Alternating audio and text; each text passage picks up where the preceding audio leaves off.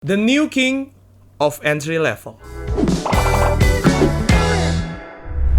So welcome back to Tech Tech Channel. Hari ini kita akan mereview handphone yang baru aja dirilis sama Xiaomi waktu dia berulang tahun ke-10. Dan salah satu handphone yang dirilis adalah ini dia, Redmi 9A. Mereka bikin slogan untuk handphone ini, itu yang tadi gue udah bilang, The New King of Entry Level. Untuk entry level, yang pastinya di highlight di sini dari segi harganya. Harganya mereka buka kemarin di harga 1,2 juta. Coy, handphone 1,2 juta. Sekarang bahkan untuk speaker-speaker aja banyak yang harganya 1 jutaan.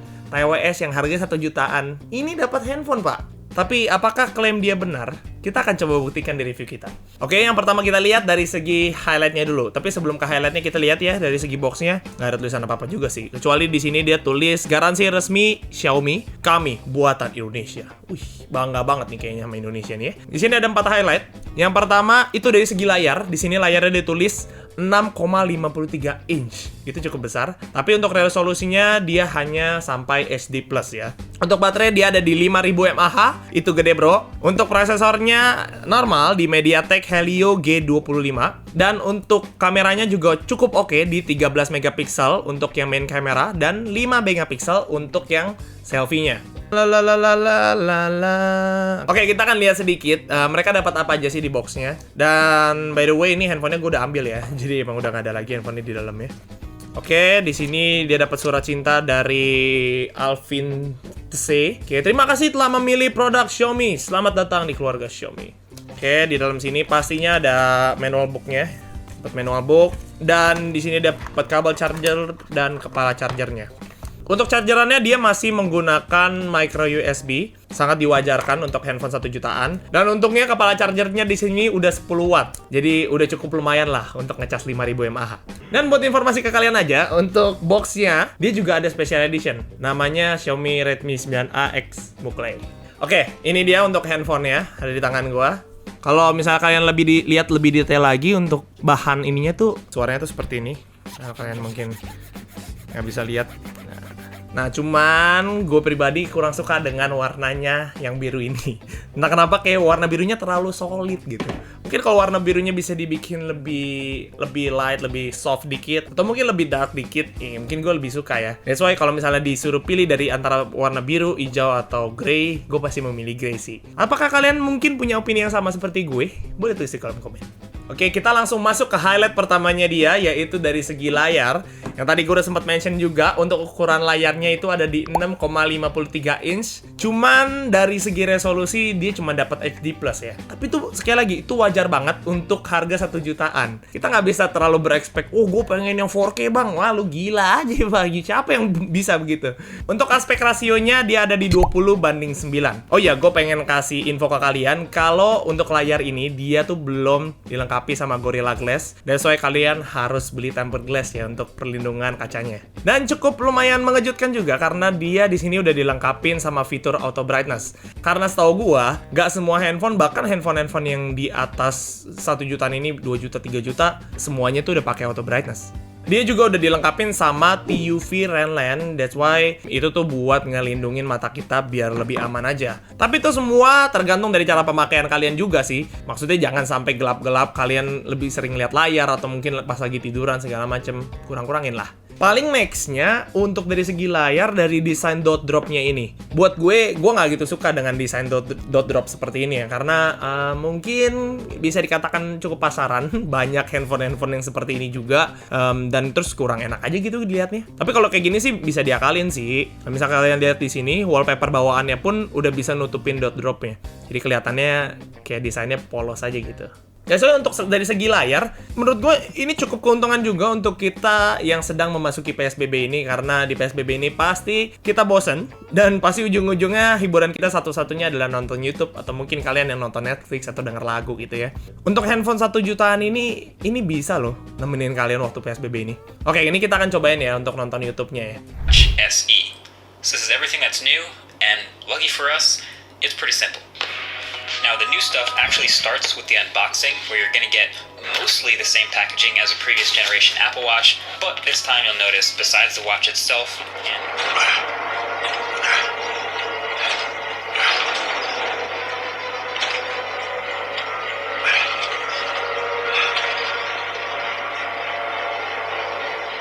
gimana? Udah cukup kan? Cuman memang sekali lagi tidak bisa diharapkan resolusi yang terlalu tinggi. Karena harganya kalian harus ingat, ini murah. Oke, dari aspek selanjutnya yaitu spek. Oke, ini juga sangat penting. Untuk speknya, dia itu memakai MediaTek Helio G25. Untuk MediaTek-nya, di dalamnya dia tuh ada fiturnya namanya adalah MediaTek Hyper Engine. Oke, kegunaannya itu adalah untuk nge-boost performance-nya. That's why untuk handphone ini juga masih oke untuk kita main game. Tapi game-gamenya yang bukan yang game-game berat gitu ya. Seperti mungkin PUBG atau mungkin Free Fire mungkin masih bisa. Mobile Legends itu masih bisa. Oke, ini kita akan coba lihat aja nih pada saat kita bermain game. Dan ini dapat grafik sampai sejauh mana sih. So, ini gue cobain untuk main Mobile Legends ya. Kita lihat ya grafiknya ya. Dia bisa dapat apa nih. Nah, di sini yang menarik, kita bisa dapat yang high cuy. Dan kita coba main, apakah dia lancar. Oke. Kita akan coba aja.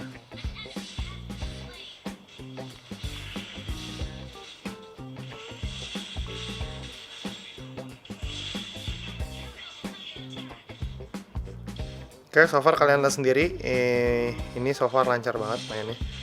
Ini untuk Mobile Legends sih masih oke lah ya. Oke, nah ini kita udah masuk ke game yang kedua yaitu PUBG.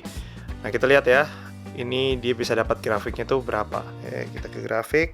Oke, untuk yang smooth dia medium, balance medium, dan HD pun dia nggak bisa. Ini benar-benar standar banget ya. Ya kan, sangat minim banget menurut gua. Yang penting istilahnya tuh lu bisa main aja, udah bagus. Oke, so kita lihat di sini. Sebenarnya gue bisa bilang sih memang nggak terlalu smooth ya untuk mainnya ya. Kan kayak masih ada sedikit patah-patah gitu. Noob banget gue mainnya dah. Ya pokoknya kurang lebih seperti itu ya. Ini dia. Menurut kalian gimana? Mungkin kalian yang lebih ngerti PUBG kali ya. Nah, ditambah lagi karena fitur MediaTek Hyper Engine-nya, dia tuh bisa ngubah WiFi ke LTE itu dengan hitungan millisecond gitu ya. Jadi, kalau misalnya kita lagi main game, kita lagi main game seru-seru, terus WiFi kalian ternyata lagi drop, dia bisa otomatis keganti ke LTE tanpa kita ngerasain nge-lag. Untuk RAM-nya dia ada di 2 tipe, di 2GB dan di 3GB. Dan gue saranin untuk ini kalian mending beli yang 3GB ya. Nabung sedikit lagi lah untuk beli yang 3GB karena sangat sayang banget nih. RAM ini kan nggak bisa dinaik turunin lagi setelah kalian beli. Dan untuk storage-nya juga memang tergolong kecil sih. Dia di sini ada 32GB. Cuman memang kalau kalian kurang rasanya, kalian juga bisa tambahin nih. Karena di sini dia ada slot untuk 1 memory card dan 2 SIM card. Dan untuk memory card-nya itu dia bisa up to 512GB. Ya, tapi kalau kalian beli 512GB, kalian bisa beli ini lagi sih satu. Menariknya juga nih, di handphone ini dia udah pakai MIUI 12, which is itu versi yang terbaru. Karena kayaknya di beberapa handphone sebelumnya juga masih banyak pakai MIUI 11 ya. Tapi kalau itu sih cepat atau lambat, pasti ke-upgrade juga sih ke MIUI 12. Dan selain itu, untuk security-nya itu dia udah bisa pakai face unlock, cuman nggak bisa pakai fingerprint ya. Banyak sih yang bilang kalau face unlock itu katanya rada lambat. Tapi pada saat gue cobain sebenarnya sih fine-fine aja, nggak terlalu lambat kok. Dia juga klaim katanya kalau ini tuh splash proof ya, cuma pas gue lihat ternyata tuh nggak ada lisensi tulisan IP berapanya juga. Jadi gue rasa untuk soal splash proof ini anggaplah tidak ada gitu. Jadi kita bisa lebih hati-hati banget sih pakai ini. Nah ini juga nih yang di highlight banget sama Redmi 9A, yaitu dari sektor baterainya. Oke, baterainya itu dia mencapai 5000 mAh, which is itu gede banget. Ditambah lagi karena speknya juga yang tidak terlalu tinggi, that's why daya yang digunakan di handphone ini nggak terlalu banyak. Jadi untuk pemakaiannya bisa lebih lama dengan 5000 mAh itu. Gue udah coba di PC Mark, itu kita dapat di 24 jam 13 menit. Tapi gue yakin kalau misalnya kita pemakaiannya nggak terlalu intens atau mungkin jarang main game, untuk pemakaian normal, gue yakin bisa 1 harian lebih, bahkan bisa sampai 2 hari. Dan ditambah untuk chargerannya pun udah lumayan mendukung, ada di 10 watt, dan itu juga kita dapat di kabel bawaannya tadi.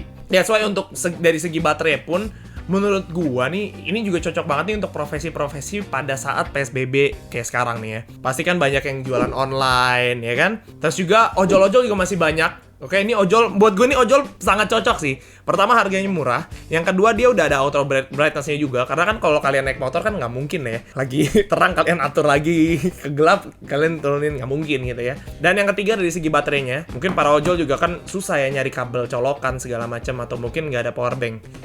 Ini cukup banget buat kalian seharian. Dan yang terakhir mungkin kalian yang sering ngezooman, oke, dengan layar segede ini udah cukup enak ya buat ngezooman, atau mungkin buat kalian yang ibadah online, mungkin kalian juga udah bisa pakai ini.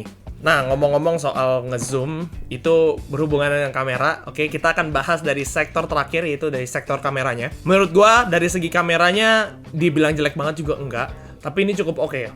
Mungkin kita akan sedikit lihat ya dari kameranya ini. Dan untuk selfie-nya, oke, ini gua akan coba selfie. Ini selfie yang biasa ya. Dan kita juga bisa potret loh pakai selfie-nya. Asik. Cuma memang gue lihat untuk dari segi bokehnya nggak terlalu rapi sih. Yang terakhir kita akan coba dari videonya. So, ini gue lagi coba video pakai Redmi 9A. Gimana menurut kalian dari segi videonya dan dari segi audionya? Boleh tulis di kolom komen ya. Yes, dan itu semua yang udah gue bahas buat Redmi 9A ini. Cuma menurut gue untuk harga segini sih bisa sih dikatakan the king of entry level ya. Karena untuk main game masih bisa, untuk nonton masih enak, dan untuk baterai juga gede. Mungkin kalian bisa cari pesaing untuk di harga segini. Kalau misalnya kalian nemu pesaingnya, boleh tulis di kolom komen juga. Kalau misalnya kalian pengen beli handphone ini, oke, ini gue juga taruh linknya di description. Untuk saat-saat ini memang kalian kalau mencari handphone ini cukup lumayan susah, atau mungkin kalian nggak bisa dapat harga yang 1,2 itu. Pasti di atasnya, mungkin antara 1,3 sampai 1,5. Jadi ya kalian pinter-pinter aja cari sellernya. Kalau kalian suka dengan cara review gue, kalian boleh banget di subscribe di sini. Dan juga kalau misalnya kalian belum follow Instagramnya Tek, mending kalian follow deh, karena di situ banyak spoiler video apa aja yang gue lagi review, yang udah mau gue review. Oke, pada saat uploadnya pun gue kasih tahu di sana. So boleh ikutin update-annya di sini. Mungkin kalian sepanjang video ini rada, wih, tumben nih bang pakai mikrofon. Oke, untuk mikrofon ini gue pakai Razer Seiren X. Gimana menurut kalian dari segi suaranya? Apakah suaranya lumayan oke? Boleh tulis di kolom komen ya. Dan kalau misalnya kalian mau beli juga, linknya juga gue udah taruh di description. So, sekian aja buat review gue kali ini. See you in the next review guys. Bye.